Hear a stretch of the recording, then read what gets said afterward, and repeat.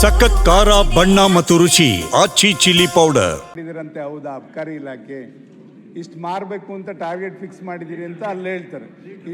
ಇಷ್ಟನ್ನ ನೀವು ಒಂದೊಂದು ತಾಲೂಕಲ್ಲಿ ಇಷ್ಟು ಟಾರ್ಗೆಟ್ ಮಾಡಬೇಕು ಅಂತ ನೀವು ನಿಗದಿ ಮಾಡಿರೋದ್ರಿಂದ ನಾವು ಸೇಲ್ ಮಾಡಲೇಬೇಕು ಅಂತಕ್ಕಂಥ ದೃಷ್ಟಿನಲ್ಲಿ ಅಲ್ಲಿ ಅವರೆಲ್ಲರೂ ಕೂಡ ಹೇಳ್ತಕ್ಕಂಥದ್ದು. ಹೀಗಾಗಿ ಹಳ್ಳಿನೂ ಮಾರ್ತಾ ಇದ್ದಾರೆ. ಈಗಿನ ಏನು SLC ಮಕ್ಕಳವರೆಗೂ ಕೂಡ ಕಾಲೇಜ್ ಫೀಲ್ಡ್, ಹೈಸ್ಕೂಲ್ ಫೀಲ್ಡಲ್ಲಿ ಕೂತ್ಕೊಂಡು ಕುಡಿತಾ ಇರೋದು ನಾವು ನೋಡ್ತಾ ಇದ್ದೀವಿ. ಅದೆಲ್ಲ ದಯಮಾಡಿ ಏನಾರು ಒಂದು ತೀರ್ಮಾನ ತಗೊಳ್ಳಿ ಅಂತ ನಾನು. ಇಲ್ಲಿ ನಮ್ದೇನು ಟಾರ್ಗೆಟ್ ಇರುವುದಿಲ್ಲ. ಇದು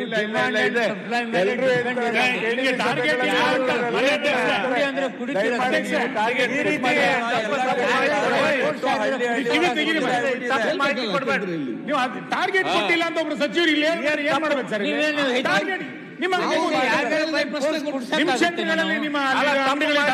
ಅಲ್ಲಿ ಡಿಮಾಂಡ್ ಇದೆ.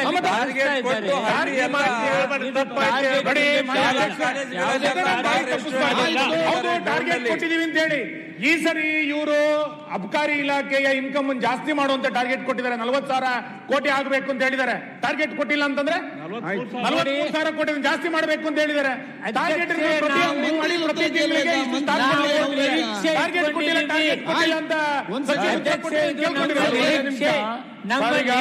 ಅವರು ರೈಡ್ ಮಾಡ್ತೀವಿ ಅಂತ ಹೇಳ್ತಾ ಇದ್ದಾರೆ. ಇದು ರೈಡ್ ಮಾಡೋದು ನಾಮಕಾವಸ್ಥೆ. ರೈಡ್ ಮಾಡಿದಾಗ ಸಿಗ್ತದೆ, ಅದರಲ್ಲಿ ಬ್ಯಾಚ್ ನಂಬರ್ ಇರ್ತದೆ.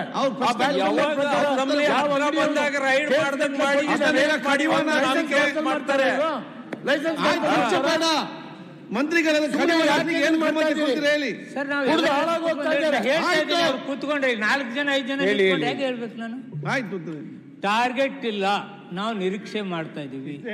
ಇಷ್ಟು ಲಕ್ಷ ಇಷ್ಟು ಕೋಟಿ ಬರ್ಬೋದು ಅಂತ ನಿರೀಕ್ಷೆ ಇದೆ. ಯಾರಿಗೆ ಟಾರ್ಗೆಟ್ ಮಾಡಿ ಸ್ವಾಮಿ ನಿಮ್ಗೆ ಕುಡಿಯತ್ತೇಳಿ ನೀವು ಕುಡಿತೀರಾ? ಈ ಒಂದು ಗುಜರಾತ್ ಬಂದ್ ಹೈ ಬಹುತ್ ಮಿಲ್ತಾ ಹೈ ಕಿರಾಣಿ ಅಂಗಡಿಯಲ್ಲಿ. ಇಲ್ಲಿ ಎಲ್ಲಾ ಕಡೆ ಇದು ನಡೀತಿರ್ತೈತಿ. ನಾವು ರೇಡ್ ಮಾಡ್ತಾ ಇದೀವಿ, ಕಂಟ್ರೋಲ್ ಮಾಡ್ತಿದೀವಿ, ಇನ್ನೂ ಕಠಿಣ ಕ್ರಮ ತಗೊಳ್ತೀವಿ. ಸಲಹೆ ಇದ್ರೆ ಕೊಡಿ.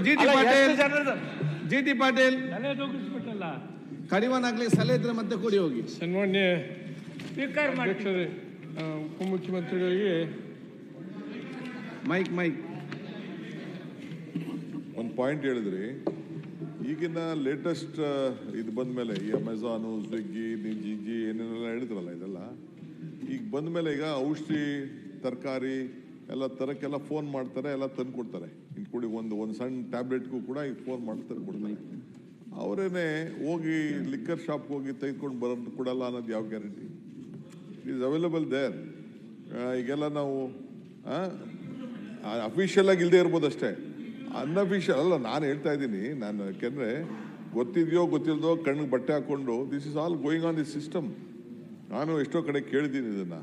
ನಾನು ಅದಕ್ಕೆ ನಮ್ಮ CMಗೂ ಒಂದ್ಸತಿ ಹೇಳ್ತಿದ್ದೆ, ಈ ನಮ್ಮ ಕರಾವಳಿ ಬೆಲ್ಟಲ್ಲಿ ಕೆಲವೆಲ್ಲ ಬಾರ್ಗಳಲ್ಲಿ ಅಲ್ಲೆಲ್ಲ ನಾವು ಪರ್ಮಿಷನ್ ಕೊಡ್ತಾ ಇಲ್ಲ ಬಾರ್ಗಳಿಗೆಲ್ಲ. ಬಟ್ ಸ್ಟಿಲ್ ಅಲ್ಲೆಲ್ಲ ಇದನ್ನು ಬೀರ್ಗಳೆಲ್ಲ ಮಾರ್ತಾ ಇದ್ದಾರೆ. ಅಫಿಷಿಯಲ್ ಆಗಿ ನಾವು ಬೆಟರ್ ಕೊಟ್ಬಿಡೋದು ಬೆಟರ್ ಅನ್ನೋದು ನನ್ನೊಂದು ಇದು. ಸುಮ್ಮನೆ ಕಳ್ತಂದು ಅಲ್ಲಿ ಇದು ಬೀಚ್ಗಳಲ್ಲಿ ತಂದು ಮಾರೋದು ಬದಲು ಅಫಿಷಿಯಲ್ ಆಗಿ ಲೈಸೆನ್ಸ್ ತೊಗೊಳ್ಳೋದು ಒಂದು ರೀತಿ ಕೊಟ್ಬಿಡೋದು ಬೆಟರ್ ಅನ್ನೋದು ನನ್ನ ಒಂದು ಅಭಿಪ್ರಾಯ, ವೈಯಕ್ತಿಕವಾದ ಅಭಿಪ್ರಾಯ.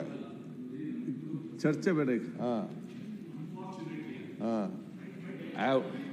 ಆಮೇಲೆ ಜೊತೆಗೆ ಮನೆಗಳಲ್ಲಿ 7 ಬಾಟ್ಲ ಮೇಲೆ ಇಟ್ಕೋಬೇಡ ಅಂತಾರೆ.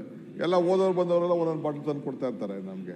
ಅದಕ್ಕೂ ಏನಾದ್ರು ಒಂದು ಹೊಸದಾಗಿ ಮನೇಲಿ ಇಟ್ಕೊಳ್ಳೋಕ್ಕೆ ಒಂದು ರೆಗ್ಯುಲೈಸೇಷನ್, ಇಲ್ಲಾಂದ್ರೆ ಯಾರು ಇನ್ಕಮ್ ಟ್ಯಾಕ್ಸ್ ಬಂದ, ಇವನು ಬಂದ ಅವನಿಗೊಂದು ಕೇಸ್ ಹಾಕೋದು, ಅವನೊಂದು ಮಾಡೋದು, ಇವೆಲ್ಲ ಕೂಡ ಗೊತ್ತಿದೆಯೋ ಗೊತ್ತಿಲ್ಲದೆ ಇಲ್ಲಿಗಲ್ ಆಗಿ ನಡೀತಾ ಇದೆ. ಅದಕ್ಕೆ we should try to bring regularisation ಅನ್ನೋದು ಕೂಡ ಒಂದು ದೊಡ್ಡ ಚರ್ಚೆ ನಾವು ನೀವು ಸೇರಿ ಮಾಡಬೇಕಾಗಿದೆ. ಜಿ.ಟಿ. ಪಾಟೀಲ್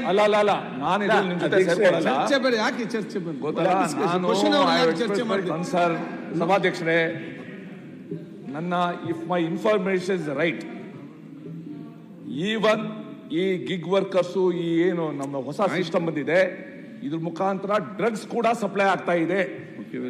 ಸರ್ಕಾರ ತನ್ನ ಹತಾಶೆನ, ತನ್ನ ಅಸಹಾಯಕತೆನ ತೋರಿಸಬಾರ್ದು.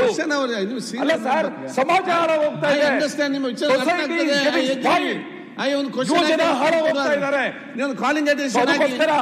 ಇದನ್ನ ನಾನು ಸ್ವಿಗ್ಗಿ ಯಾಕೆ ಹೇಳ್ತೆ ಅಂತಂದ್ರೆ ಚುಚ್ಚೋದು ಇದು ಸರಿ ಹೋಗೋದಿಲ್ಲ ಅಂತ. ಅವ್ರು ಹೇಳ್ತಾರೆ ಕ್ರಮ ತಗೊಳ್ತೀವಿ, ಆಗಾಗ ಆಗ್ತೀವಿ. ಇವ್ರು ಗೊತ್ತಾಗೋದಿಲ್ಲ ಅವ್ರಿಗೆ, ಪೊಲೀಸ್ ಅವ್ರಿಗೆ, ಎಕ್ಸೈಸ್ ಅವ್ರಿಗೆ ಯಾರು ಮಾಡ್ತಾರೆ ಅಂತ. ಕಾಲಿಂಗ್ ಅಟೆನ್ಷನ್ ಆಗಿ ಚರ್ಚೆ ಮಾಡಿ. ಜಿ ಟಿ ಪಾಟೀಲ್, ಇಲ್ಲ ನಾನೊಂದು ಸಲಹೆ ಅಧ್ಯಕ್ಷೆ, ಇವ್ರೇನಾದ್ರು ಟಾರ್ಗೆಟ್ ಫಿಕ್ಸ್ ಮಾಡಿ ಇಷ್ಟು ಮಾರ್ಬೇಕು ಅಂತ ಇದ್ರೆ ಲೈಸೆನ್ಸ್ ಕೊಡ್ಲಿ, ಬೇರೆ ಬೇರೆ ಪ್ರೈವೇಟ್ ಆಗಿ ಮಾರೋದ್ ನಿಲ್ಲಿಸ್ಲಿ. ಮಕ್ಕಳಿಗೆ ಏನಾಗುತ್ತೆ, ದೂರ ಹೋಗಿ ನಾಚ್ಕೋತಾರೆ. ಸಿಸ್ಟಮ್ ಅಲ್ಲಿ ನಿಮಿಷ ಅಧ್ಯಕ್ಷೆ, ನೀವು ಲಘುವಾಗಿ ತಗೋಬೇಡಿ. ಇದು ಒಂದ್ ನಿಮಿಷ ಕೇಳಿ. ಎಲ್ಲಿ ಕೆಲಸ ಮಾಡ್ತಿರ್ತಾರಲ್ಲ ವರ್ಕರ್ಸ್, ಹಾರ್ಡ್ ವರ್ಕ್ ಮಾಡ್ಕೊಂಡು ಗುದ್ಲಿ ಹಿಡ್ಕೊಂಡು ಎಲ್ಲ ಮಾಡ್ತಾ ಇರ್ತಾರಲ್ಲ, ಅಲ್ಲಿಗೆ TVS ಅಲ್ಲಿ ತಗೊಂಡೋಗಿ ಮಾರ್ತಾ ಇದಾರೆ. ದಯಮಾಡಿ ನೋಡಿ ನೀವು ಆ ಪರಿಸ್ಥಿತಿ. ಜಿ ಟಿ ಪಾಟೀಲ್, ಸನ್ಮಾನ್ಯ ಅಧ್ಯಕ್ಷರೇ, ಮಾನ್ಯ ಸುರೇಶ್ ಕುಮಾರ್ ಅವರು ಬಹಳ ಹಿರಿಯ ಶಾಸಕರು, ಸಚಿವರಾಗಿದ್ದಂಥವ್ರು. ನೀವು ಈ ಸ್ವಿಗ್ಗಿ ಝೊಮ್ಯಾಟೊ ಅಲ್ಲೆಲ್ಲ ಡ್ರಗ್ಸ್ ಮಾರ್ತಾರೆ, ನಮಗೆ ಇನ್ಫಾರ್ಮೇಷನ್ ಒಂದು ಇನ್ಫಾರ್ಮೇಷನ್ ಇದೆ ಅಂತ ಹೇಳಿದ್ರಿ. ದಯಮಾಡಿ ಆ ಇನ್ಫಾರ್ಮೇಷನ್ ಏನಿದ್ರೆ ನಮಗೆ ಶೇರ್ ಮಾಡಿ. ಯಾವ ಸ್ವಿಗ್ಗಿ ಡ್ರಗ್ಸನ್ನು ಸಪ್ಲೈ ಮಾಡ್ತಾರೆ, ಝೊಮ್ಯಾಟೊನವರು ಡ್ರಗ್ಸ್ ಸಪ್ಲೈ ಮಾಡ್ತಾರೆ, ಯಾಕೆಂದರೆ ಭಾಳ ಸೀರಿಯಸ್ ಆಗಿ ತಾವು ಹೇಳಿದಿರಿ ಅಜಯ್. ಇದು ನಾವು ಮಾನ್ಯ ಮುಖ್ಯಮಂತ್ರಿಗಳು ಇದೇ ಸದನದಲ್ಲಿ ಬೆಂಗಳೂರಿನಲ್ಲಿ ಡಿಕ್ಲೇರ್ ಮಾಡಿದರು. We declare a war against drugs in Karnataka, drug free Karnataka ಮಾಡ್ತೇವೆ ಅಂತೇಳಿ ಡಿಕ್ಲೇರ್ ಮಾಡಿದ್ವಿ. ಆ ಇದರಲ್ಲಿ ನಾವು ಭಾಳ ಹೋರಾಟವನ್ನೇ ಮಾಡ್ತಾ ಇದ್ದೀವಿ. ನೂರಾರು ಕೋಟಿ ರೂಪಾಯಿ, ಸಾವಿರಾರು ಕೋಟಿ ರೂಪಾಯಿ ಡ್ರಗ್ಸ್ ಹಿಡಿದಿದ್ದೇವೆ. ತಾವು ಈಗ ಅದನ್ನು ಇನ್ಫಾರ್ಮೇಷನ್, ಯಾಕೆಂದರೆ it is not a small statement you are making, it's a very big statement. I want you to share that information whatever you have. G T Patil. ಸನ್ಮಾನ್ಯ ಅಧ್ಯಕ್ಷರೇ, ಚುಕ್ಕೆ ಗುರುತಿನ 340ನೇ ಪ್ರಶ್ನೆ ಮಾನ್ಯ ಉಪಮುಖ್ಯಮಂತ್ರಿ ಕೇಳ್ತಾ ಇದ್ದೆ. ಅಧ್ಯಕ್ಷ, ಉತ್ತರವನ್ನು ಒದಗಿಸಲಾಗಿದೆ. ಅಧ್ಯಕ್ಷರೇ, ಉತ್ತರವನ್ನು ಕೊಟ್ಟಿದ್ದಾರೆ, ಸಮರ್ಪಕವಾಗಿ ಇಲ್ಲ ಅನ್ನುವಂಥದ್ದು ನನ್ನ ಅಭಿಪ್ರಾಯ. ಕಳೆದ 5-6 ವರ್ಷಗಳಿಂದ ಈ ಹಿಡ್ಕಲ್ ಜಲಾಶಯದಿಂದ GLBC ಮತ್ತು GRBCಗೆ ನಮಗೆ ನೀರೇ ಬರ್ತಾ ಇಲ್ಲ, ಕೊನೆಯ ಹಳ್ಳಿಗಳು ನಮ್ಮ. ಅದಕ್ಕೆ ಅನೇಕ ರಿಪೇರಿ ಮಾಡಬೇಕಾಗಿದೆ. ಎಷ್ಟು ವರ್ಷದಿಂದ ನಾವು ಇದರಿಂದ ವಂಚಿತರಾಗಬೇಕು ಅನ್ನುವಂಥ ಪ್ರಶ್ನೆ ಕೇಳೋದ್ರ ಜೊತೆಗೆ ಕೆನಾಲ್ ಮುಖಾಂತರ ಕನಿಷ್ಠ 10ರಿಂದ 15,000 ಇಲ್ಲಿಗಲ್ ಪಂಪ್ ಸೆಟ್ಗಳು ಕುಂತಿದ್ದಾವೆ. ಅವನ್ನ ತೆಗಿಬೇಕು ಅಂದ್ರೆ ನಮ್ಗೆ ನೀರು ಬರ್ತೈತಿ. ಇಲ್ದಿದ್ರೆ ನೀರಿನ ಪ್ರಮಾಣ ಹೆಚ್ಚಿಬಿಟ್ಟು, ಅವ್ರು ಏನು ಕನ್ಸ್ಯೂಮ್ ಮಾಡ್ತಾರೆ ಅಷ್ಟು ನೀರಿನ ಪ್ರಮಾಣ ಹೆಚ್ಚಿಬಿಟ್ಟು ನಮಗೆ ಕೊನೆಯ ಹಳ್ಳಿಗಳಿಗೆ ನೀರು ಬರೋ ರೀತಿಯೊಳಗೆ ಸನ್ಮಾನ್ಯ ಉಪಮುಖ್ಯಮಂತ್ರಿ ಕ್ರಮ ಕೈಗೊಳ್ಬೇಕಂತ ನಾವು ಒತ್ತಾಯ ಮಾಡ್ತೀವಿ. ಓಕೆ ಅಧ್ಯಕ್ಷರೇ, ನಾನು ನಮ್ಮ ಪಾಟೀಲ್ರಿಗೆ ಒಂದು ಪ್ರಶ್ನೆಗೆ ಘಟ್ಟಪ್ರಭಾ ಬಲ್ದಂಡ ಮುಖ್ಯ ಕಾಲುವೆಗೆ GRBC ಬಗ್ಗೆ ಒಂದು ಉತ್ತರ ಕೊಟ್ಟಿದ್ದೀನಿ. 1722 ಕೋಟಿ ರೂಪಾಯಿದು ಒಂದು ಪ್ರಾಜೆಕ್ಟ್ ಮಾಡಿ ಸೆಂಟ್ರಲ್ ಗೌರ್ಮೆಂಟ್ಗೆ ನಮ್ಮ ERM ಕಳಿಸ್ಕೊಟ್ಟಿದ್ದೀನಿ. ಯಾವುದು ABBP ಪ್ಲಾನಲ್ಲಿ. ಅದು ಬಂದರೆ 60-40 ಸ್ಕೀಮಲ್ಲಿ ಸೆಂಟ್ರಲ್ ಗೌರ್ಮೆಂಟು 60%, 40% ನಮ್ಮದು ನಾವು ಮಾಡಿಕೊಡ್ತೀವಿ. ಅದರ ಮೇಲೆ ನೀವು ನಿಮ್ಮ MP ಇಬ್ಬರು ಸೇರಿ ಸ್ವಲ್ಪ ಒತ್ತಡ ಮಾಡಿ ಅದನ್ನು ಕ್ಲಿಯರ್ ಮಾಡಿ. ಎರಡನೇದು, ಈಗ ಒಂದು ಏನು ವಿಚಾರ ಪಂಪ್ ಸೆಟ್ ವಿಚಾರ ಹೇಳಿದ್ರು, ಫಾರ್ ದಿ ಫಸ್ಟ್ ಟೈಮ್ ನಾನು ಮಂತ್ರಿ ಆದಮೇಲೆ ಎಷ್ಟೋ 40 ವರ್ಷ ಆದಮೇಲೆ ಒಂದು ಹೊಸ ಅಮೆಂಡ್ಮೆಂಟ್ ತಂದು ಈ ಪಂಪ್ ಸೆಟ್ಗಳನ್ನ ತೆಗೆದುಹಾಕಬೇಕು. ಅದಕ್ಕೆ ಹೊಸ ಪಂಪ್ ಸೆಟ್ ಏನೇ ಬಂದರೂ ಕೂಡ ಎತ್ತಿನೊಳೆದ ಗಮನದಲ್ಲಿ ಇಟ್ಕೊಂಡು ನಾನು ಯಾರು ಇದನ್ನು ಪಂಪ್ ಸೆಟ್ ಹಾಕೊಳ್ಬಾರ್ದು ಅನ್ನೋ ದೃಷ್ಟಿಯಿಂದ ಮತ್ತು ರಾಜ್ಯದಲ್ಲಿ ಆಗಬೇಕು ಅಂತ ಕಾನೂನು ತೆಗೆದುಕೊಂಡು ಬಂದಿದ್ದೀನಿ. ಈಗಾಗಲೇ ಟ್ರೈನಿಂಗು ನಡೀತಾ ಇದೆ. ನೀವು ಮತ್ತು ಎಲ್ಲ ಒಂದು ಅಮೆಂಡ್ಮೆಂಟ್ ಒಂದು ಮೂವ್ ಮಾಡಿದ್ವಿ, ರೆಸಲ್ಯೂಷನು ಎಲ್ಲ ರಾಜ್ಯದಲ್ಲಿ ಎಲ್ಲ ಪಂಪ್ ಸೆಟ್ಗಳನ್ನು ಎಲ್ಲೆಲ್ಲಿ ಕಾಲುವೆಗಳಲ್ಲಿ ಇದನ್ನೆಲ್ಲ ತೆಗೆದಾಕಕ್ಕೆ ಒಂದು ಮಾಡಿ ಒಂದು ಹೊಸ ಕ್ರಮ ಕೈಗೊಳ್ಳಿ ಒಂದು ಆಂದೋಲನ. ಏಕೆಂದರೆ ಥೈಲ್ಯಾಂಡ್ಗೆ ನೀರು ಹೋಗಲೇಬೇಕು. ಥೈಲ್ಯಾಂಡ್ ನೀರು ಹೋಗಲಿಲ್ಲ ಅಂದರೆ ಭಾಳ ಕಷ್ಟ ಆಗ್ತದೆ. ನೋಡಿ, ನಮ್ಮ ಪಾಂಡುಪುರದವರೆಲ್ಲ ಫಸ್ಟ್ ಅಲ್ಲೇ ಕುಡ್ಕೊಬಿಡ್ತಾರಪ್ಪ, ಪಾಂಡುಪುರದವರೆಲ್ಲ. ಸೊ ಕೊನೆಗೆ ಮಳವಳ್ಳಿಗೆ ಹೋಗಲ್ಲ, ಎಲ್ಲಿಗೂ ಹೋಗಲ್ಲ, ಹಂಗೆ ಲಾಸ್ಟ್ ಆಗಲ್ಲ. ನೀವೊಂದು ಮೂವ್ ಮಾಡಿ, ಎಲ್ಲ MLAs ಒಪ್ಕೊಳ್ಳಿ. ಈಗೇನೆ ಒಂದು ಡ್ರೈವ್ನ ಶುರು ಮಾಡೋಣ. ಉಪಮುಖ್ಯಮಂತ್ರಿಗಳೇ, 80 ಅಡಿ 90 ಅಡಿ ಅಲ್ಲ, ಒಂದು ನಿಮಿಷ, 80 ಅಡಿ 90 ಅಡಿ ಚಾನಲ್ ಹೋಗಿದ್ದಾರೆ, ಜಮೀನ್ ಕಳ್ಕೊಂಡವ್ರೆ. ಅವ್ರ ಪಂಪ್ ಸೆಟ್ ಹಾಕೊಳ್ಳೇಬೇಕಲ್ವಾ? ನೀವು ಅಮೆಂಡ್ಮೆಂಟ್ ತಂದಿದ್ದೀರಿ, ಇಲ್ಲ ಅಂತಲ್ಲ. ಚರ್ಚೆ ಮಾಡಬೇಡಿ. ಸರಿ, ಜಿ ಟಿ ಪಾಟೀಲ್, ಸುಧಾಕರ್ ಅವ್ರ ಪ್ರಶ್ನೆ ಕೇಳ್ತಾರೆ, ನೀವು ಅಲ್ಲೇ ಸರ್. ಈಗ ERM ಯೋಜನೆ ಒಳಗೆ ತಾವು ಕೇಂದ್ರ ಸರ್ಕಾರದಿಂದ ಕೇಳಿದಿರಿ, ಇದನ್ನು ಅಮೌಂಟ್ ಕೇಳಿದಿರಿ. ಅದು ಬರಲಾರ್ದೆ ಹೋದರೆ ತಾವೇನು ಕ್ರಮ ಕೈಗೊಳ್ತೀರಿ ಕರ್ನಾಟಕ ಸರ್ಕಾರದಿಂದ ಅನ್ನುವಂಥ ಪ್ರಶ್ನೆ. ಏನಿಲ್ಲ 60-40 ಸ್ಕೀಮ್ ಅಲ್ಲ ಮಾಡಿದ್ದೀರಿ, ಕೇಂದ್ರ ಸರ್ಕಾರದಿಂದ ಈ ಸ್ಕೀಮ್ ಮಂಜೂರು ಆಗಲಾರದೆ ಹೋದರೆ ಆವಾಗ ತಾವೇನು ಕ್ರಮ ಕೈಗೊಳ್ತೀರಿ? ಫಸ್ಟ್ ಅವ್ರು ಕಳ್ಸಿಕೊಟ್ಟಿದ್ದೀವಿ, ನೀವು ನಿಮ್ಮ MP ಅವರು ಎಲ್ಲ ಹೋಗಿ ಸ್ವಲ್ಪ ಪ್ರೆಷರೈಸ್ ಆಗಿ ಎಲ್ಲರಿಗೂ ಅನುಕೂಲ ಆಗ್ತಾರೆ, ತೆಗೆದುಕೊಂಡು ಬನ್ನಿ, ಆಮೇಲೆ will work out the plan. Okay. Gurme Suresh Shetty Kapu. ಸನ್ಮಾನ್ಯ ಅಧ್ಯಕ್ಷರೇ, ಲಾ ಮಿನಿಸ್ಟರ್. ಚುಕ್ಕೆ ಗುರುತಿನ ಸಂಖ್ಯೆ 381 ಸನ್ಮಾನ್ಯ ಕಾನೂನು ಸಚಿವರಿಗೆ. ಸನ್ಮಾನ್ಯ ಅಧ್ಯಕ್ಷರೇ, ಸನ್ಮಾನ್ಯ ಗುರುಮಾ ಸುರೇಶ್ ಅವರಿಗೆ ಉತ್ತರವನ್ನು ಒದಗಿಸಿದ್ದೇವೆ. ಉತ್ತರ ಕೊಟ್ಟಿದ್ದೀರಿ. ಬಹುಶಃ ಇದು 3ನೇ ಸಲ ಈ ಸದನದಲ್ಲಿ ನಾನು ಪ್ರಶ್ನೆ ಕೇಳುವಂಥದ್ದು. ತಾವೇ ಈ ಸದನದಲ್ಲಿ ಭರವಸೆ ಕೊಟ್ಟಿದ್ದೀರಿ, ಒಂದು ಜಿಲ್ಲೆ ಒಂದು ತಾಣ, 1 ಡಿಸ್ಟ್ರಿಕ್ಟ್ 1 ಡೆಸ್ಟಿನೇಷನ್ ಕಾಪುನ ಪರಿಗಣನೆ ಮಾಡ್ತೀವಿ ಅಂತೇಳಿ 2022ರಲ್ಲಿ ಅದು ಅನುಮೋದ 5 ಕೋಟಿ ರೂಪಾಯಿ ಅನುಮೋದನೆ ಆಗಿದೆ. ಇನ್ನು ಹಣ ಬಿಡುಗಡೆ ಆಗಿಲ್ಲ. ಹಾಗಾಗಿ ಅಲ್ಲಿ ಹೊಸದಾಗಿ ಒಂದು ಮಾರಿಗುಡಿ ಆಗಿದೆ, ಸನ್ಮಾನ್ಯ ಉಪಮುಖ್ಯಮಂತ್ರಿಗಳು ಅಲ್ಲಿ ಭೇಟಿ ಕೊಟ್ಟಿದ್ದಾರೆ. ಹಾಗೆ ಒಂದು ಮಹಾಲಕ್ಷ್ಮಿ ದೇವಸ್ಥಾನ ಆಗಿದೆ. ಹಾಗೆ ಒಂದು ಬ್ಲೂ ಫ್ಲಾಗ್ ಬೀಚ್ ಅಂತೇಳಿ ಅಂತಾರಾಷ್ಟ್ರೀಯ ಮನ್ನಣೆ ಪಡೆತಕ್ಕಂಥ ಬೀಚು. ಹಾಗಾಗಿ ಅತ್ಯಗತ್ಯ ದಿನ ಒಂದು ಕನಿಷ್ಠ ಒಂದು 15-20 ಸಾವಿರ ಜನ ಅಲ್ಲಿ ಭೇಟಿ ಕೊಡ್ತಿದ್ದಾರೆ. ಹಾಗಾಗಿ ನಮಗೆ ನಾನು ಹೋದ ಸಲ ಕೂಡ ನೀವು ನನಗೆ ಪತ್ರ ಕೊಡಿ ಅಂತ ಹೇಳಿದ್ವಿ, ಬಟ್ ಇನ್ನೂ ಏನು ಅಲ್ಲಿ ಅಭಿವೃದ್ಧಿ ಆಗಲಿಲ್ಲ. ರಾಜ್ಯ ಸರ್ಕಾರದ ವತಿಯಿಂದ ಪ್ರಪೋಸಲ್ ಒಂದು ಕೇಂದ್ರ ಸರ್ಕಾರಕ್ಕೆ ಹೋಗಿದೆ. ಆದರೆ ತಾವು ಇಲ್ಲಿ ಸದನದಲ್ಲಿ ಭರವಸೆ ಕೊಟ್ಟಿದ್ದೀವಿ, ಒಂದು ಜಿಲ್ಲೆಗೆ ಒಂದು ತಾಣ ಅಂತೇಳಿ ಕಾಪನ್ನು ಡಿಕ್ಲೇರ್ ಮಾಡ್ತೀವಿ. ಖಂಡಿತ ಆದಷ್ಟು ಶೀಘ್ರ ನಾವು ಕೆಲಸ ಶುರು ಮಾಡ್ತೀವಿ ಅಂತಕ್ಕಂಥ ಭರವಸೆ ಅಂತ ಕೊಟ್ಟಿದ್ದೀವಿ ಸರ್. ಸನ್ಮಾನ್ಯ ಅಧ್ಯಕ್ಷರೇ, ಮಾನ್ಯ ಗುರುಮೇ ಸುರೇಶ್ ಶೆಟ್ಟಿಯವರ ಆತಂಕ ಹಾಗೂ ಅವರ ಅಭಿಪ್ರಾಯಕ್ಕೆ ನಾನು ಬೇರೆ ಏನು ಹೇಳೋದಿಲ್ಲ. ಆದರೆ ಇಷ್ಟು ಹೇಳ್ತೀನಿ, ಈಗೇನು ನಾವು ಪ್ರವಾಸಿ ತಾಣ ಅಂಥೇಳಿ ಡಿಕ್ಲೇರ್ ಮಾಡಿದ್ದೇವೆ, ತಮಗೂ ಗೊತ್ತಿದೆ 75 ಲಕ್ಷ ರೂಪಾಯಿ ಅಂದಾಜು ವೆಚ್ಚದಲ್ಲಿರ್ತಕ್ಕಂಥ ಅದೇನು ಸಂಪರ್ಕ ಸೇತುವೆ ಹಾಗೂ ಕೂಡು ರಸ್ತೆ ನಿರ್ಮಾಣ ಇದೆ, ಅದನ್ನು ಪೂರ್ಣಗೊಳಿಸಿದ್ದೇವೆ.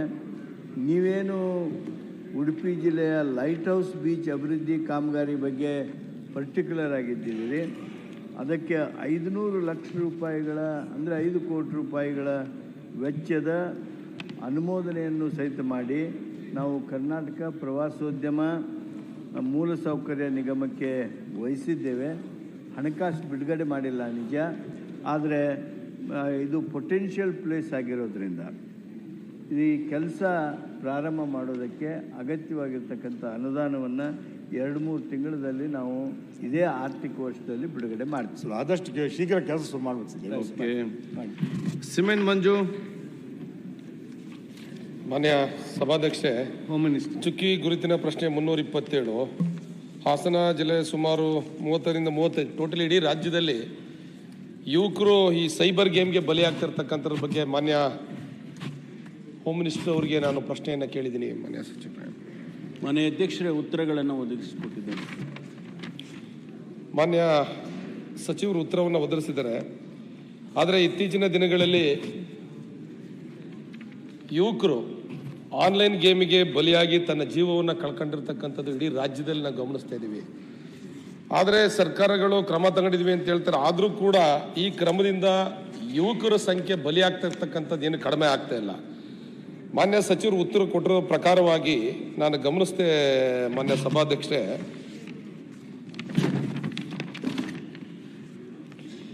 2022-23ರಲ್ಲಿ 873 ಕೋಟಿ 23 ಲಕ್ಷದ 2,700 ರೂಪಾಯಿ ಸೈಬರ್ ಕ್ರೈಮಲ್ಲಿ ದುಡ್ಡು ಹೋಗಿರ್ತಕ್ಕಂಥದ್ದು. ಅದೇ ರೀತಿ 24ರಲ್ಲಿ 2,562 ಕೋಟಿ 63 ಲಕ್ಷ 20,850. ಅದೇ ರೀತಿ 25ರಲ್ಲೂ ಕೂಡ 2,038 ಕೋಟಿ 84 ಲಕ್ಷ 7,652 ರೂಪಾಯಿ 652 ರೂಪಾಯಿ ದುಡ್ಡು ಹೋಗಿದೆ ಅಂತಕ್ಕಂಥದ್ದು ನಮಗೆ ಗೊತ್ತಿರತಕ್ಕಂಥ ಮಾಹಿತಿ. ಆದರೆ ಇತ್ತೀಚಿನ ದಿನಗಳಲ್ಲಿ ಇಷ್ಟೆಲ್ಲ ಪ್ರಕರಣ ದಾಖಲಾದರೂ ಕೂಡ ಬಟ್ ಅವ್ರನ್ನ ಬಂಧನ ಮಾಡ್ತಾ ಇರ್ತಕ್ಕಂಥ ಸಂಖ್ಯೆ ಕಡಿಮೆ ಆಗಿದೆ. ನೋಡಿ, ಸೈಬರ್ ಕ್ರೈಮಲ್ಲಿ ಇಡೀ ದೇಶಕ್ಕೆ ಕಂಪೇರ್ ಮಾಡಿದ್ರೆ ಕರ್ನಾಟಕದಲ್ಲಿ ಸೈಬರ್ ಕ್ರೈಮ್ನಲ್ಲಿ ಹೆಚ್ಚಿನ ಪ್ರಕರಣಗಳು ದಾಖಲಾಗಿರ್ತಕ್ಕಂಥದ್ದು ಕೂಡ ನಾವು ಗಮನದಲ್ಲಿ ನೋಡ್ತಾ ಇದ್ವಿ. 1930 ಅಂತೇಳಿ ಸೆಂಟ್ರಲ್ ಗೌರ್ಮೆಂಟ್ದು ಕಾಲ್ ಸೆಂಟರ್ ಕೂಡ ಇದೆ. ಏನಾದ್ರು ಈ ಕ್ರೈಮ್ ಆದಂಥ ಸಂದರ್ಭದಲ್ಲಿ ಈ ಮಾಹಿತಿನ ತಗೊಳ್ಳೋದಕ್ಕೆ ಅದಕ್ಕೆ ಕಾಲ್ ಮಾಡಿ ನಮ್ಮ ಭಾಷೆಗೆ ಮತ್ತೆ ಅದರ ಭಾಷಾಂತರ ಮಾಡ್ಕೊಂಡು ನಾವು ಅವ್ರಿಗೆ ಮಾಹಿತಿ ಕೊಡೋದ್ರೊಳಗಡೆ ಇವರೇನು ಸೈಬರ್ ಕ್ರೈಮ್ನ ಮಾಡ್ತಾ ಇದ್ದಾರೆ, ಏನು ಮಾಡ್ತಾ ಇದ್ದಾರೆ, ಆ ಹಣವನ್ನು ಮತ್ತೆ ನಾವು ವಾಪಸ್ ತಗೊಳ್ಳಿಕ್ಕೆ ಸಾಧ್ಯ ಆಗ್ತಾ ಇಲ್ಲ. ಯುವಕರು ಎಲ್ಲ ಬುದ್ಧಿವಂತ ಯುವಕರು ಇರ್ಬೋದು, ಸಾಫ್ಟ್ವೇರ್ ಇಂಜಿನಿಯರ್ಗಳಿರ್ಬೋದು, ಇದರಿಂದ ಬಿದ್ದು ಒಂದು ರೀತಿ ಸಾವಿರಾರು ಯುವಕರು ದಿನನಿತ್ಯ ಜೀವನವನ್ನು ಕಳ್ಕೊಂತ ಇರತಕ್ಕಂಥದ್ದು ನಾವು ನೋಡ್ತಾ ಇದ್ದೀವಿ. ಇದಕ್ಕೆ ಒಂದು ಗಂಭೀರವಾದಂಥ ಕಾನೂನನ್ನ ತಂದು ಈ ಯುವಕರ ಜೀವವನ್ನು ಉಳಿಸಬೇಕಾಗಿರ್ತಕ್ಕಂಥದ್ದು ಸರ್ಕಾರದ ಕರ್ತವ್ಯ ಇದೆ. ಇದ್ರ ಬಗ್ಗೆ ಮಾನ್ಯ ಗೃಹ ಸಚಿವರು ಉತ್ತರವನ್ನು ಕೊಡಬೇಕು ಅಂತೇಳಿ ನಾನು ಕೇಳ್ಕೊಂತ ಇದ್ದೀನಿ. ಮಾನ್ಯ ಅಧ್ಯಕ್ಷರೇ,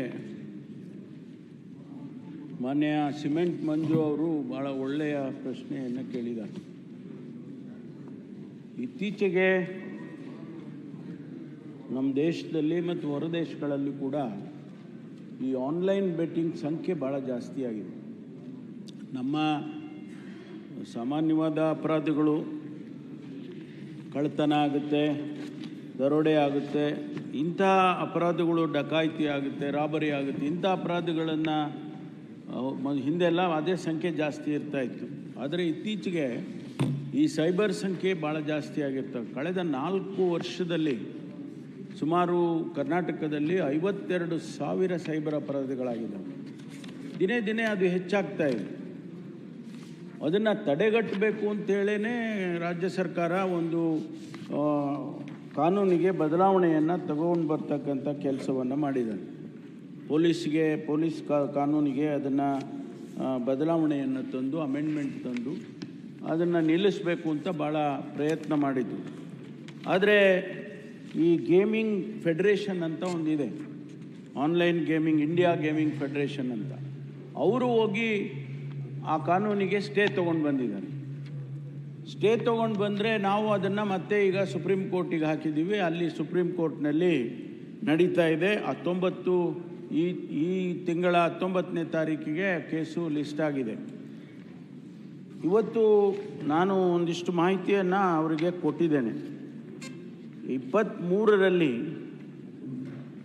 22,250 ಅಪರಾಧಗಳು ರಿಜಿಸ್ಟರ್ ಆಗಿದ್ದರೆ ಅದಕ್ಕೆ ನಾವು ಪತ್ತೆ ಹಚ್ಚಿರ್ತಕ್ಕಂಥದ್ದು 6,159, 873 ಕೋಟಿ ರೂಪಾಯಿ ಈ ವಂಚನೆ ಆಗಿರ್ತಕ್ಕಂಥ ಮೊತ್ತ. ಅದು 2023ರಲ್ಲಿ. ಅದಕ್ಕೆ ಪೊಲೀಸ್ನವರು ವಶಪಡಿಸ್ಕೊಂಡಿರೋದು ಏನು ಆ ಕೇಸಸ್ಗಳನ್ನು ರಿಜಿಸ್ಟರ್ ಮಾಡಿರ್ತಕ್ಕಂಥದ್ರಲ್ಲಿ 177 ಕೋಟಿ ರೂಪಾಯಿಯನ್ನು ವಶಪಡಿಸ್ಕೊಂಡಿದ್ದಾರೆ. ಅದೇ ಪ್ರಕಾರ 2024ರಲ್ಲಿ 22,478 ಕೇಸಸ್ಸು ರಿಜಿಸ್ಟರ್ ಆಗಿದ್ದರೆ 2,562 ಕೋಟಿ ರೂಪಾಯಿ ವಂಚನೆ ಮೊತ್ತ. ಅದರಲ್ಲಿ ಮಾನ್ಯ ಅಧ್ಯಕ್ಷರೇ 323 ಕೋಟಿ ರೂಪಾಯಿ ರಿಕವರಿ ಮಾಡಿದ್ದಾರೆ. 323 ಕೋಟಿ ರೂಪಾಯಿ ರಿಕವರಿ ಆಗಿದೆ. ಮತ್ತು ಇನ್ನೂ ಕೇಸಸ್ ನಡೀತಾ ಇದೆ, ಇದು ಇನ್ವೆಸ್ಟಿಗೇಷನ್ ನಡೀತಾ ಇದೆ, ಮತ್ತು ಹಣ ಸಾಕಷ್ಟು ರಿಕವರಿ ಆಗುತ್ತೆ. 2025ಕ್ಕೆ ಕಡಿಮೆ ಆಗಿದೆ. ಈಗೇನು ನಾವು ಅನೇಕ ರೀತಿಯ ಕ್ರಮಗಳನ್ನು ತೊಗೊಂಡಿದ್ದೇವೆ, ಅದು ಈಗ 13,000ಕ್ಕೆ ಇಳಿದಿದೆ. 22,000 ಇದ್ದದ್ದು 13,000ಕ್ಕೆ ಇಳಿದಿದೆ. ಆದರೂ ಅಮೌಂಟ್ ನೋಡಿದ್ರೆ 2,038 ಕೋಟಿ ರೂಪಾಯಿ ವಂಚನೆ ಆಗಿರ್ತಕ್ಕಂಥ ಮೊತ್ತ. ಅದರಲ್ಲಿ ಕೂಡ ನಾವು ಈಗಾಗಲೇ 127 ಕೋಟಿ ರೂಪಾಯಿಯನ್ನು ರಿಕವರಿ ಮಾಡಿದ್ದೇವೆ. ಭಾಳ ದೊಡ್ಡ ಸವಾಲು ಇದು ಕರ್ನಾಟಕ ಸರ್ಕಾರಕ್ಕೆ ಅಷ್ಟೇ ಅಲ್ಲ, ಇಡೀ ದೇಶದಲ್ಲಿ. ಅದಕ್ಕೆ ಕೇಂದ್ರ ಸರ್ಕಾರದವರು ಒಂದು ಆ್ಯಕ್ಟನ್ನು ತೊಗೊಂಬಂದಿದ್ದಾರೆ. ಇತ್ತೀಚೆಗಷ್ಟೇ ಕಳೆದ ಅಧಿವೇಶನದಲ್ಲಿ ಪಾರ್ಲಿಮೆಂಟಲ್ಲಿ ಒಂದು ಆ್ಯಕ್ಟನ್ನು ತೊಗೊಂಡು ಬಂದರು. ಅದಕ್ಕೂ ಕೂಡ ಈ ಗೇಮಿಂಗ್ ಫೆಡರೇಷನ್ನವರು ಅದಕ್ಕೂ ಕೋರ್ಟಿಗೆ ಹೋಗಿದ್ದಾರೆ, ಸ್ಟೇ ಆಗಿದೆ. ಅದನ್ನು ಈಗ ಏನು 19ನೇ ತಾರೀಕು ಬರ್ತಾ ಇದೆ, ಉಚ್ಚ ನ್ಯಾಯಾಲಯದಲ್ಲಿ ಏನು ತೀರ್ಮಾನ ಆಗುತ್ತೆ ಅದನ್ನು ನೋಡಬೇಕಾಗುತ್ತೆ. ಮತ್ತು ನಾವು ಇದ್ರ ಬಗ್ಗೆ ಒಂದು ದೊಡ್ಡ ಹೋರಾಟವನ್ನೇ ನಾವು ಮಾಡಿದ್ದೇವೆ. ಕರ್ನಾಟಕ ಸರ್ಕಾರ ಮೊದಲನೇದಾಗಿ ಇಡೀ ದೇಶದಲ್ಲಿ ಒಂದು ಸೈಬರ್ ವರ್ಟಿಕಲನ್ನು ಕ್ರಿಯೇಟ್ ಮಾಡಿದ್ದೀವಿ. ಒಬ್ಬರು DGPಯನ್ನು ಅದಕ್ಕೆ ನೇಮಕ ಮಾಡಿ, ಆ DGP ಅವರ ಅಡಿಯಲ್ಲಿ ಯಾವ ರೀತಿ ನಮಗೆ CID ಇದೆ ಅಥವಾ ಫೈರ್ ಇದೆ, ಪ್ರಿಸನ್ ಇದೆ, ಅದೇ ರೀತಿಯಲ್ಲಿ ಒಂದು ವರ್ಟಿಕಲ್ ಕ್ರಿಯೇಟ್ ಮಾಡಿ ಇಡೀ ದೇಶದಲ್ಲಿ ಮೊದಲನೇ ಬಾರಿಗೆ ಮಾಡಿದ್ದೇವೆ. ಅದು ಇವತ್ತು ಉಪಯೋಗಕ್ಕೆ ಬರ್ತಾ ಇದೆ. ಯಾಕೆಂದರೆ ನಮಗೆ ಈಗ ಸಂಖ್ಯೆ ನೋಡಿದರೆ ಗೊತ್ತಾಗ್ತದೆ, 22,000 ರಿಜಿಸ್ಟರ್ ಆಗಿದ್ದದ್ದು ಈಗ 10,000ಕ್ಕೆ ಬಂದಿದೆ ಅಂತ ಹೇಳಿದ್ರೆ ಆ ಸಂಖ್ಯೆ ಕಡಿಮೆ ಆಗಿದೆ.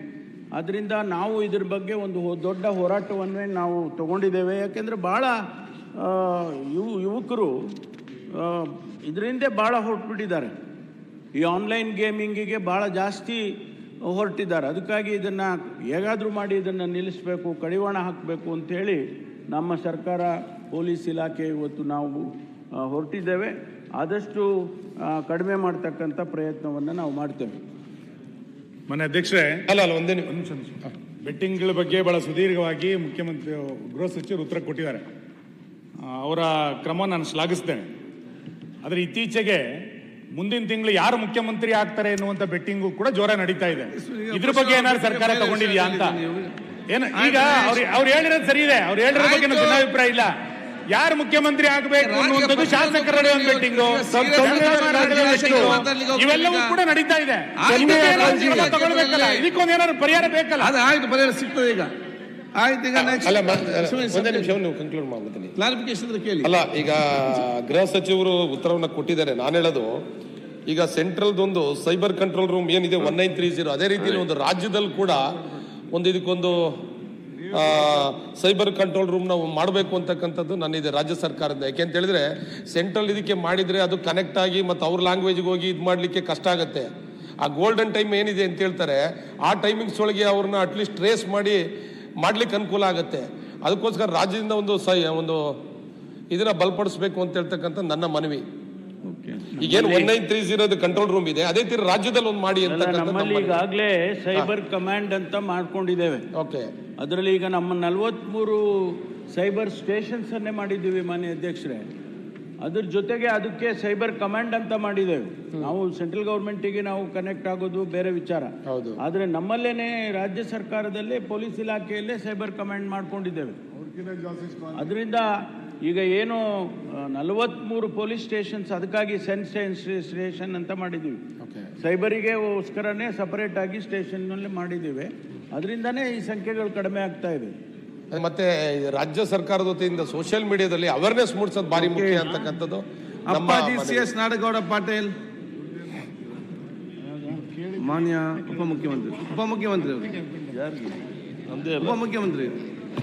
ಉಪಮುಖ್ಯಮಂತ್ರಿಗಳಿಗೆ 53ನೇ ಪ್ರಶ್ನೆಯನ್ನು ಕೇಳ್ತಾ ಇದ್ದೀನಿ. ಉತ್ತರವನ್ನು ಒದಗಿಸಲಾಗಿದೆ ಅಧ್ಯಕ್ಷರೇ. ಸನ್ಮಾನ್ಯ ಅಧ್ಯಕ್ಷರು ಉತ್ತರವನ್ನು ನೀಡಿದ್ದಾರೆ. ಉತ್ತರದಲ್ಲಿ ಮೇಲ್ನೋಟಕ್ಕೇ ಏನು ಲೋಪಗಳಾಗಿದ್ದಾವೆ ಅನ್ನೋದನ್ನು ಕಂಡು ಬರ್ತಾ ಇದೆ. ವಿಶೇಷವಾಗಿ ಇದು ಸುಮಾರು 7-7.5 ವರ್ಷ ಆಯ್ತು ಈಗ ಈ ಯೋಜನೆ ಪ್ರಾರಂಭ ಆಗಿ. ಸ್ವಲ್ಪ 7.5 ವರ್ಷ ತೆಗೆದುಕೊಂಡಿದೆ. ಇದಕ್ಕೆ ಮುಖ್ಯ ಕಾರಣ ಏನಪ್ಪ ಅಂತಂದರೆ ಲ್ಯಾಂಡ್ ಅಕ್ವಿಸಿಷನ್, ಆಮೇಲೆ ಕೆಲವು ರೈತರು ಉದ್ದೇಶಪೂರ್ವಕವಾಗಿ ಯೋಜನೆಗಳಿಗೆ ತೊಂದರೆ ಮಾಡ್ತಕ್ಕಂಥದ್ದು. ಇದನ್ನು ಯಾವ ರೀತಿಯಾಗಿ ಕೂಡಲೇ ಬಗೆಹರಿಸಿ ಇದನ್ನು ಏತ ನೀರಾವರಿ, ನಾಗರಬೆಟ್ಟ ಏತ ನೀರಾವರಿನ ನಾವು ಅರ್ಪಣೆ ಮಾಡಬೇಕಾಗಿದೆ. ದಯವಿಟ್ಟು ಶೀಘ್ರದಲ್ಲೇ ಮಾಡಲಿಕ್ಕೆ ಈ ಕ್ರಮಗಳನ್ನು ಕೈಗೊಳ್ತೀರಾ ಹೇಗೆ ಅಂತ ಅವರಿಗೆ ನಾನು ಉಪಮುಖ್ಯಮಂತ್ರಿ ಕಡೆಯಿಂದ ಒಂದು ಹೇಳಿಕೆಯನ್ನು ಕೇಳ್ತೀನಿ. ಅಧ್ಯಕ್ಷರೇ, ನಮ್ಮ ನಾಡಗೌಡರು ಈ ಒಂದು ಚುಕ್ಕೆ ಗೊತ್ತಿರೋ ಪ್ರಶ್ನೆಯಲ್ಲಿ ಭಾಳ ಇಲ್ಲಿ ಅನೇಕ ಕಾಲುವೆಗಳಿವೆ. ಕೃಷ್ಣಾ ಭಾಗ್ಯ ಜಲ ನಿಗಮ ವತಿಯಿಂದ ಇಲ್ಲಿ ನಾಗರಬೆಟ್ಟ ಏತ ನೀರಾವರಿ ಸುಮಾರು 3,200 ಹೆಕ್ಟೇರ್ಗೆ ಈ ಕೆಲಸ ತೆಗೆದುಕೊಂಡಿದೆ. ಇದು ಭಾಳ ಇಂಪಾರ್ಟೆಂಟ್ ಕೆಲಸ. ಇದಕ್ಕೀಗಾಗಲೇ ನಾವು ಸುಮಾರು 170 ಕೋಟಿ ರೂಪಾಯಿ ಅಷ್ಟು ಆಗಬೇಕು ಅಂತೇಳಿ ಇದಕ್ಕೆ 2017ರಲ್ಲೇ ಆಡಳಿತ ಅನುಮೋದನೆ ಕೊಟ್ಟಿದ್ದೇವೆ. ಈಗಾಗಲೇ ನಾನು ಡೀಟೇಲ್ಸು ಕೂಡ ಅವ್ರಿಗೆ ತಲುಪಿಸಿದ್ದೀನಿ. ಇದಾದಷ್ಟು ಜಲ್ದಿ ಆಗಬೇಕು. 3 ಪ್ಯಾಕೇಜ್ಗಳನ್ನು ಇದನ್ನು ಕೈಗೊಳ್ಳಲಾಗ್ತಿದೆ. ಸೊ ಇದನ್ನು ಅವರು ಕೆಲವು ಲೋಕಲ್ ಇಶ್ಯೂಸ್ ಇದೆ, ನಾನಿಲ್ಲ ಅಂತ ನಾನು ಹೇಳೋದಿಲ್ಲ. ತಮಗೆ ಗೊತ್ತಿದೆ, ನಾವು UKP ವಿಚಾರದಲ್ಲಿ ನಮ್ಮದೇ ಆದಂಥ ಒಂದು ಸಮಗ್ರವಾದಂಥ ನೀತಿ, ಲ್ಯಾಂಡ್ ಅಕ್ವಿಷನ್ ವಿಚಾರದಲ್ಲಿ ಎಲ್ಲೆಲ್ಲಿ ಸಮಸ್ಯೆ ಇದೆ ಅದನ್ನೆಲ್ಲ ನಾವು ತೆಗೆದುಕೊಂಡಿದ್ದೇವೆ. ಸೊ ಇಲ್ಲಿ ಈ ಪ್ಯಾಕೇಜ್ನಲ್ಲಿ ಒಬ್ಬರು ಬಿರದಾರ್ ಅಂತ ಒಬ್ಬ ಗುತ್ತಿಗೆದಾರರು, ಅವರು ಸುಮಾರು ಒಂದು 49 ಕೋಟಿ ರೂಪಾಯಿದು ಮೊತ್ತದ ಒಂದು ಗುತ್ತಿಗೆಯನ್ನು 21ರಲ್ಲೇ ತೆಗೆದುಕೊಂಡಿದ್ದಾರೆ. ಟೆಂಡರ್ ನಿಯಮಾವಳಿಯಂತೆ 12 ತಿಂಗಳಲ್ಲಿ ಅವರು ಮುಗಿಬೇಕಾಗಿತ್ತು. 22ರೊಳಗೆ ಪೂರ್ಣಗೊಳಿಸ್ತೀನಿ ಅಂತ ಅಂದ್ಬಿಟ್ಟು ಈಗಾಗಲೇ ಭೂ ಸ್ವಾಧೀನ ವಿಳಂಬ ಆಗಿದ್ದರಿಂದ ಕಾಮಗಾರಿ ಭೂ ಸ್ವಾಧೀನ ಆಗಿಲ್ಲ. ನಾನು ಇದನ್ನು ಪ್ರತ್ಯೇಕವಾಗಿ ಅವರು ನನ್ನ ಗಮನ ಸೆಳೆದಿದ್ದಾರೆ. ನಾನು ಇದಕ್ಕೊಂದು ಪ್ರತ್ಯೇಕವಾದಂಥ ಒಂದು ಸಮಿತಿನೇ, ಒಂದು ತಂಡನೇ ಕಳಿಸಿ ಇದಾದಷ್ಟು ಜಲ್ದಿ ಈ ಕಾರ್ಯಕ್ರಮ ಕಾಮಗಾರಿ ಮುಗಿಯುವಂಥ ಒಂದು ವ್ಯವಸ್ಥೆಯನ್ನು ನಾನು ಮಾಡ್ತೀನಿ. ಅಧ್ಯಕ್ಷರೇ, ಸ್ವಲ್ಪ ಗೊಂದಲ ಇದೆ ಇದರಲ್ಲಿ. ಏನು ಗೊಂದಲ ಇದೆ ಅಂದರೆ, ಈ ಕೆಲವು ಲ್ಯಾಂಡ್ ಅಕ್ವಿಸಿಷನ್ ಕೇಸಸ್ಸು ಇವತ್ತು ಕೋರ್ಟಿಂದ ಹೋಗಿ ಈಗ ಡಿಕ್ರಿ ಆದಂಥ ಕೇಸ್ಗಳಿದ್ದಾವೆ.